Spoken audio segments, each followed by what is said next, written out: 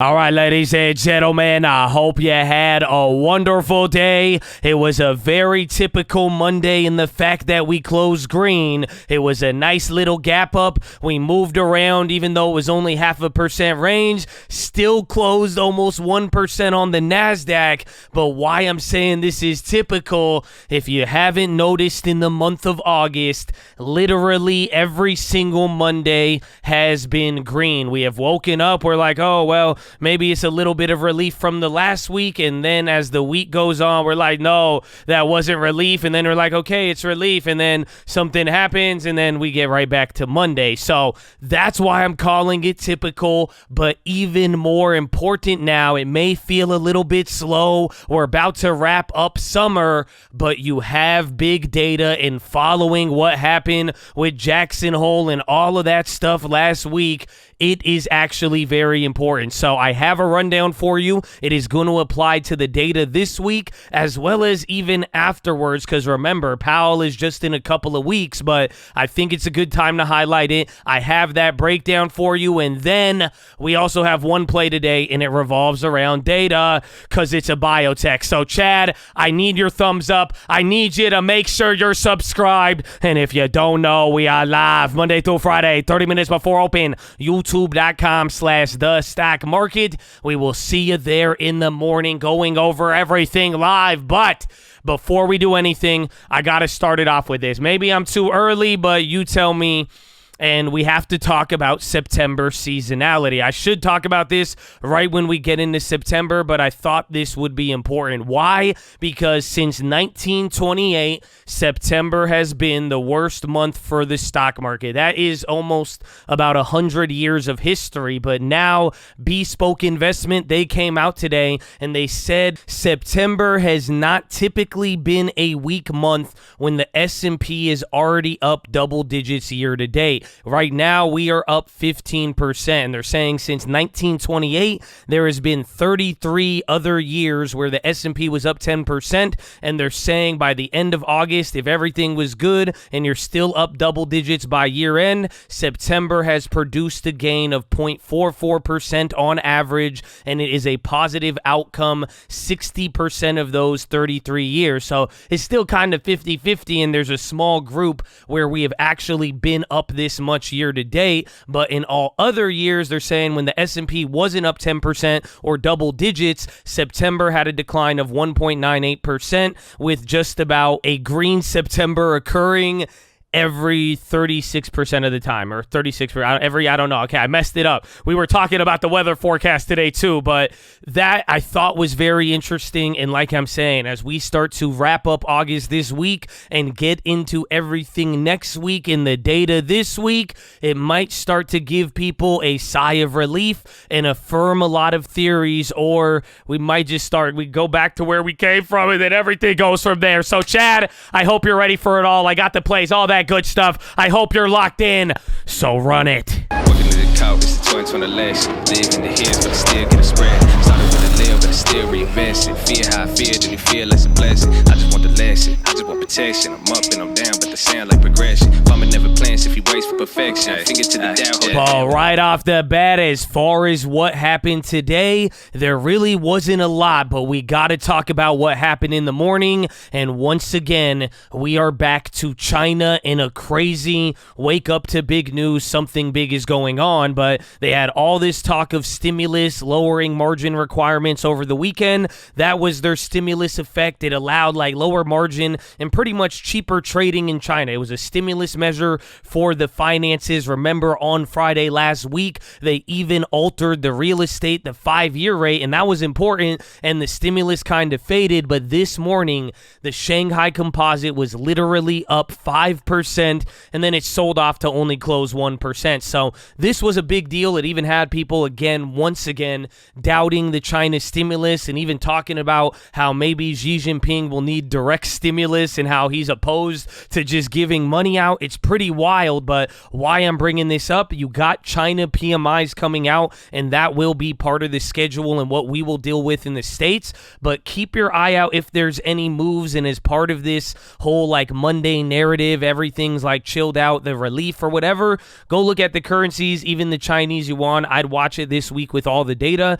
Everything around the world is borderline calm. So regardless of what China does, whether it fades and people get worried about the stimulus or they end up liking it and it carries off from here, this could end up being very big. But I think this weighed on markets a lot. That's why I'm hoping we see how this plays out. But besides the post-Jackson hole and getting ready for what we're going to get, you had Dallas Fed manufacturing. Didn't really move much. There was really no other news, and we are waiting for the mass amount of data that we are going to get. So with that being said, now let's talk about what we're going to deal with this week. And I'm going to start with the calendar to just refresh you on what we will be getting. Tomorrow's JOLTS jobs opening. This can move things a lot. And this week, we do want to see how it affects the bonds. I will give you the breakdown after we go over this, but JOLTS jobs openings, this is going to be one of the most important ones early on in the week. It isn't up until like Wednesday or Thursday and Friday that we get that big data, but JOLTS jobs openings, Dallas Fed services, watch if things move the bonds. Then on Wednesday, you're not going to be getting much. You'll get quarter over quarter PCE and some pending home sales. We went over this. This is where the China PMIs are going to come out at night. And then on Thursday, you get core PCE. Then we're going to start to get the rest of the PMIs out of China in terms of manufacturing. And this is the one you want to watch for because this kind of borderline plays in line with the recovery. That's because we talked about China in the beginning. But what I'm saying here is as we get into Friday, then the non-farms and ISM, all of this data and how it combines, it's going to be really important. So I'm showing you the schedule, the big things, JOLTS tomorrow, and then pretty much Thursday and Friday, ISM, then PCE, and then the ISM's also overseas. That's going to be the main stuff. But now the reasoning why is because where we're at now after Powell, the data cannot be too good or it can't be too bad. And I have something here I want you to understand. The timing of what I'm telling you, I do think this applies to this week, but it very well could extend beyond it. You do not want to be too strict with the timing of, okay, this is what's going on only if it happens in this time frame. No, it's like this is the general idea of what is happening now between bonds in the market, but when it's going to start hitting with the data and when that data will show up and how the market reacts, it could be this week. That is the potential, but it could also happen towards Powell before and then or just shortly thereafter. Think about it. We just got Powell and now all of a sudden the shift is on this data. So hopefully you're keeping this in mind, but like I'm saying here, right now, any data we get moving forward, it cannot be too good. It cannot be too bad. If we get bad data where it's not the best, not the worst, but generally it's something where you'd be like, wait a minute, why does the market like this? That's not bad because it would keep the rates from running up. If you get bad data that's showing the economy's kind of slowing down on this rally, it'll keep the bonds from going up being worried about inflation. But if the data is too bad and really drops and it's like, yeah, this recovery was all fake, people are going to get worried about a recession. Then if we get good data, the problem with that is that it's going to mean inflation is coming back and that rates are going higher. So this is the general dynamic right now of why all of this data is going to be so important, because if it is bad, market will like it. If it's too bad, we have a problem. If it's good, then we're going to have a problem. It all depends on rates and how people are using data to now predict that story or start to predict what Powell is going to do. That's the first thing. The second thing now, and like I'm saying, be careful of the timing, but what we are looking for with all of this data is essentially moving forward from here. It is either going to confirm or undermine any of the ideas of soft landing or any theories so far, no landing, hard landing. The data moving forward from here, that is what's going to paint the picture. Before you know it, we get past September, October, you get over even all of the seasonality. Now what do? You're in the clear from there. So that's kind of what this is all leading to, and that's why people are waiting for clues. And like I'm telling you, this is what is happening, and this is what we're looking for this week. If this does not materialize any point this week, you may watch this over the next 3 months. So that's why I think it's very important this week. We will keep our eyes peeled. I am keeping my head on the swivel. I kind of doubt it. Again, every event, Jackson Hole, even the bond refunding, everything. It's like it gets really hyped up. We should be worried traditionally, but there's like a weird level of calm. Like I said yesterday, the data needs to change the story. If the data does change the story, then we could start reacting. Otherwise, I'm kind of 50-50, Habibi.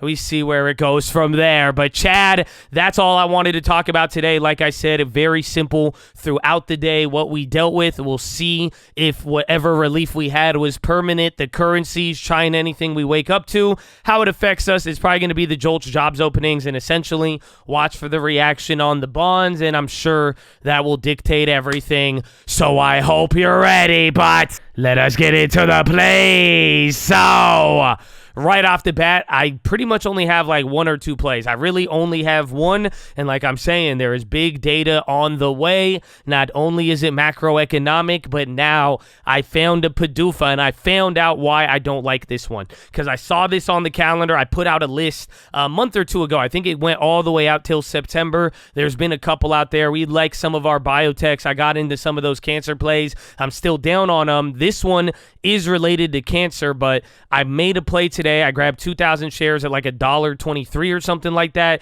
It was towards the bottom. I thought I'd top ticket, then it went up, but they have a PDUFA tomorrow, and it will be very big. But back to why I didn't like it at first, this company's been around for a very long time. Even if you pull the chart out, kind of looks like it's recent. No, they've had drugs they've worked on, or at least when I looked up their drug history, I had stuff going back 2014, 2017. So it's very interesting. They are also, or they have in the past, I don't know if they have it approved, they have a Humira drug that they've worked on, a biosimilar. Remember, that's related to Abivi, but overall, they have nothing else really working for them if they get a drug approved. Apparently, they even just put out an offering note, so they put out a prospectus to raise money around here. That's why the stock dropped. They put out the offering before the PDUFA, but they're saying this cancer drug, wet AMD, it is not a computer chip, but they said that if this drug does get approved, they could see themselves pretty much controlling 50% of all dosage in America. Now, that's just the quick story on it. Is all of this sound good? Yes, it does, but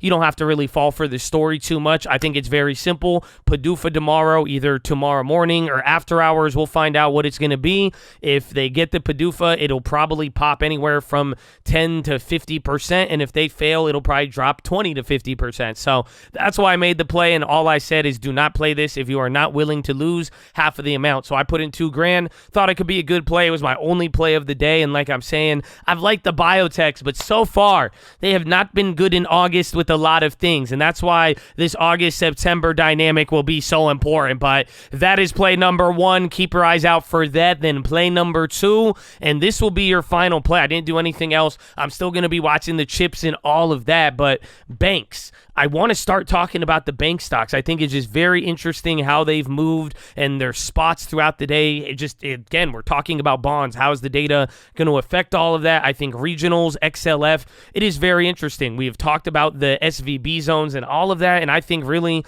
they are a couple of points away on interest rates or bad news away from things getting really worse, or vice versa. If the rates can chill out and people could calm down and nothing bad materializes even as we get towards the end of the year, this might be pretty good, but we have heard some bad news. Remember, just like a week ago, people were freaking out with some of this stuff, like with Schwab and all of that. So we'll see how it plays out. I have no plays on it, but that's why I'm saying I am going to keep this one on watch. So watch out for that. That is play number 2. I said I was only going to give you 2, but I said I'm already holding it. Intel.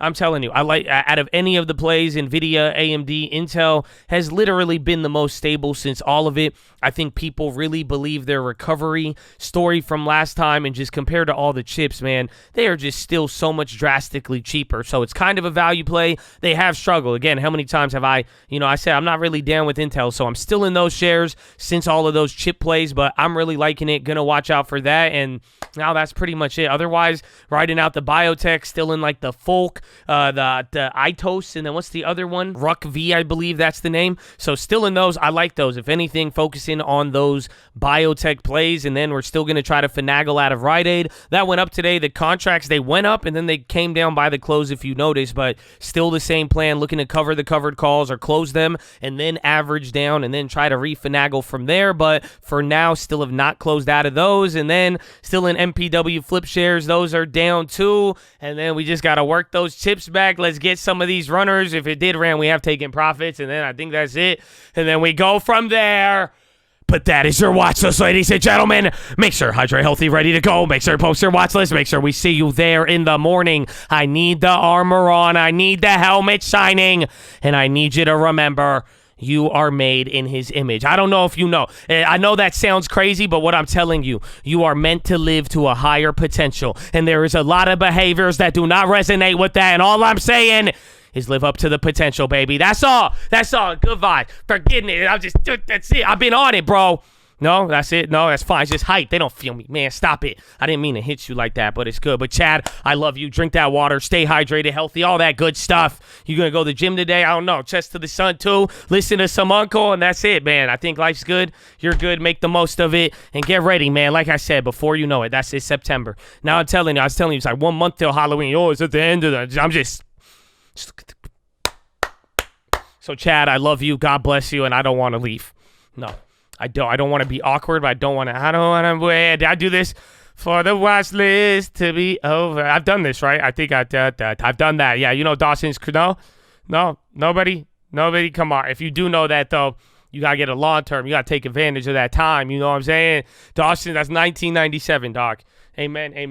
All right, I'm leaving. I'm out. Horn. And stop laughing. You with the full hairline, you laughing at a boomer joke. Stop, bro. Watch. Man, I'm just saying, you better humble yourself, man. Them hairlines, it's beautiful, bro. You should see me. You want to see mine? Okay, I'm going to leave now. That's been way too much time. Okay, Horn.